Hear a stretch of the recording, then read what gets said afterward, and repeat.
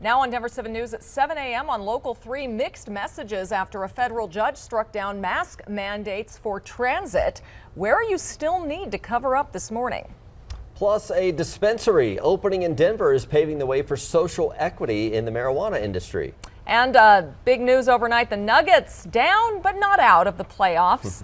Also, the Broncos are getting closer to a new owner with a possibly record-breaking bid to own the team. Yeah, a lot to talk about. Also, Russell Wilson and his wife Sierra showing off their football moves at the White House, which Sierra might need to suit up herself. We need her. Yeah, she's got some skills. Thanks for joining us. I'm Brian Sanders. And I'm Nicole Brady. We also have a beautiful day ahead in the weather to talk about. Of course, fire danger still high, Lisa, but yeah, warm out there today. Very warm. This morning, it's quite a bit more mild than what we saw at the same time yesterday. We're in the upper 30s to low 40s right now. We do have a little bit of cloud cover out there on the eastern plains, but it's a beautiful start to our morning.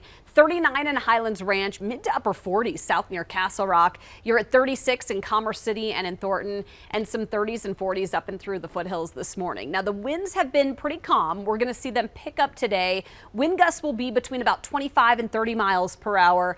Fire danger will again be pretty high in spots. We'll talk more about that coming up. But look at how fast it warms up today. Your fresh air forecast, we're going to be at about 60 degrees by 10 o'clock, 70 by noon, and then we're going to hit highs near 80 here over the northeastern corner of the state, closer to 90 to the southeast, 50s and 60s in the mountains. Coming up, we'll take a look at the weak cold front that's going to hit tonight. We have another one this week, and that one's stronger. So details on our Super 7 Day coming up. Huge construction delays up to the north as I was watching as a couple of the construction vehicles were going northbound I-25 and holding traffic behind them. They were blocking both lanes and slowly going north up past Berthoud and up towards this construction up by Johnson's Corner. From the camera up there right now, you can see how two lanes are just full of traffic trying to go north very slowly. They were working their way north, and so hopefully when they get those lanes open and clear, we'll see more free-flowing traffic. But it's again another construction delay, and you can see the delay right now at over 45 minutes trying to get from at least the Berthoud area and maybe even down to Longmont on up towards Loveland. Right now you do have some heavy traffic at some of those usual spots around town for us here this morning. No other major issues for us north, south, east, or west on or off the highways, just that very typical heavy traffic around town. Well, for the first time in 2 years, you do not have to wear a mask out at Denver International Airport. The airport says it will follow the direction of the TSA and no longer enforce the federal mask mandate. But the airport is still recommending that you bring one with you just in case. Right. That's probably good advice anywhere you go. Let's get you caught up, though. Last week, the CDC extended the mask mandate for transit, including airports, till May 3rd. The agency said it needed more time to study rising COVID cases. Yesterday, though, on the day the mandate was supposed to expire, a federal judge in Florida declared it unlawful. So safe to say it has led to a lot of confusion in a lot of places. Let's bring in Denver 7's Christian Lopez live out of the airport this morning for a closer look at the decision to drop the mask mandate and what it means if you're flying today. Christian. Yeah, good morning, guys. And it actually feels weird not wearing a mask inside the airport because we've just been used to it for so long. And the airport is no longer requiring them, but some people we've seen this morning are still choosing to wear them. It's been about 50-50. A federal judge in Florida got rid of this rule yesterday, saying that the CDC had exceeded its legal powers in issuing the mandate for airplanes and other forms of public transit. And her ruling is on a case from last July where two plaintiffs said that wearing masks increased their anxiety.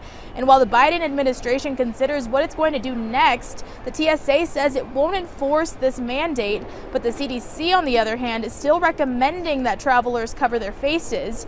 All major airlines, including Denver-based Frontier, were quick to drop the requirements yesterday, and this is actually something many airline CEOs had been campaigning for weeks, and passengers we talked to today had mixed feelings. Really not too surprised. I think everyone is hoping that we're done with this. Hopefully most people get vaccinated. Hallelujah. About time, for sure. Yeah, about time. As long as you're otherwise healthy and you're not flying sick, you know, it's time. It's time. And the airport is still recommending that you carry a mask with you because the policy could vary depending on the airline or the destination. And this order also applies to buses, trains, and other forms of public transportation. And I'll let you know where that stands coming up in the next half hour. Live from the airport this morning, I'm Christian Lopez, Denver 7. Yeah, and just a reminder to be respectful to the passengers around you, no matter of your own personal mask policy. Masking requirements have led to thousands of reports of unruly passengers over the last year. According to the FAA, since January 2021, there have been more than 7,000 incidents of unruly passengers reported. Thousands have also been put on a no-fly list for refusing to comply with the mask requirement. It isn't clear yet if those passengers will remain banned or not. We are getting your different perspectives on the decision this morning, though. Tamar says, finally, can't wait for our next flight. Randy disagrees and says some judges overreach their education and training, let health experts do their job. Meanwhile, Scott says people can do what they want, but he's leaving his mask on. You can join our conversation right now on our Denver 7 Facebook page or by emailing 360@thedenverchannel.com.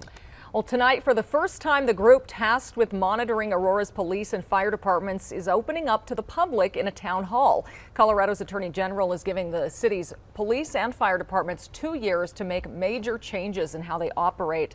They have to address issues including racial bias in policing, use of force, documentation of stops and interactions with the public, hiring and promotion practices, accountability, and transparency.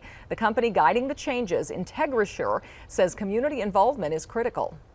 These town hall meetings, along with the Community Advisory Council, are going to be our eyes and ears on the streets of Aurora in order to report back to us whether or not the reforms which are being enacted by APD and AFR are in fact being felt on the streets of Aurora.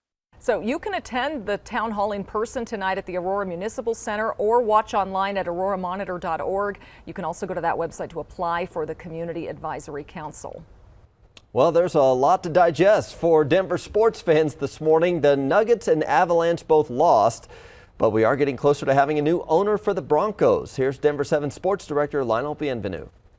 Hello there and welcome to Denver 7 Sports. And the Nuggets faced a must-win situation on Monday night. Game 2 of their series against Golden State. In reality, that's not exactly true. There are 31 teams in the NBA playoffs that have come back to win a series after being down 0-2, including the 1994 Nuggets. So, was this really a must-win? Yeah, it was. The Nuggets would have no chance to come back and win 4 in a row over the Warriors if they lost this game. Nikola Jokic and the Nuggets had to be more aggressive. They were early. Joker got to the line 3 times in the first half and scored 16 tough and gritty points in that first half. Nuggets by 11. The intensity was turned up a notch. Joker and Curry got into it after Gary Payton Jr. patted Joker on the butt. That's not allowed, apparently. Then the Warriors went on a 26-8 run to close the first half. Steph and 57-51 Golden State at the break. The second half, oof, ugly as it gets. Klay Thompson in the corner, then Steph Curry. Nikola Jokic was ejected late in the game. It's just too much for Golden State. They won by 20 points and take a 2-0 series lead, headed to Denver for Game 3 on Thursday. Now to the Avalanche against the Caps at Ball Arena. With a win, the Avs would reach 118 points and tie the 2001 team for most points in a season in franchise history. In the third, Arturi Lehkonen forced the puck into the net along with the goalie's leg. It was tied 2-2, but the Caps scored shortly thereafter and they won it 3-2. So the Avs' 9-game win streak was snapped and they're still at 116 points with 5 games to go in the regular season. Rockies and Phillies at Coors Field. Here's the good news of the night. No score, bottom 6 until Charlie Blackmon took a big cut. Blackmon's delight! 453 feet into the Phillies bullpen. His first homer of the season. Then in the 7th, Randall Grichuk, the new guy, with insurance runs. That scored 2, and the Rockies got the win, 4-1. They're now 7-3 on the season. To the Broncos now in an ownership update for you. Finally, Troy Rank has confirmed that the process has moved into round 2, and there are 5 ownership groups that are finalists. The leader of the pack is Rob Walton. of the Walton family, who owns Walmart and Sam's Club. He's worth nearly $70 billion, the 11th richest man in the United States. His bid is expected to be around $5 billion, which would be the most ever for an American sports franchise. Remember, the Broncos Trust has to accept the offer from the highest bidder. Other finalists are groups led by Josh Harris, who owns the New Jersey Devils and is managing partner of the 76ers, and Todd Bowley, part owner of the Dodgers and Lakers, and two more unnamed mystery groups. Now, the 5 groups are expected to start visiting the UC Health Training Center in May and meet with the Broncos Trust and the Bolin family and Joe Ellis. Now, Troy's got the complete story posted on the denverchannel.com right now. Log on and read all about it. And this video posted by Russell Wilson. It is great. The Broncos quarterback and his family at the White House for Easter. He threw a pass to his wife, Sierra. She went through the football drills in heels like a champion. Oh, and then the gritty to celebrate. Russell's back in town for week 2 of OTAs at Dove Valley.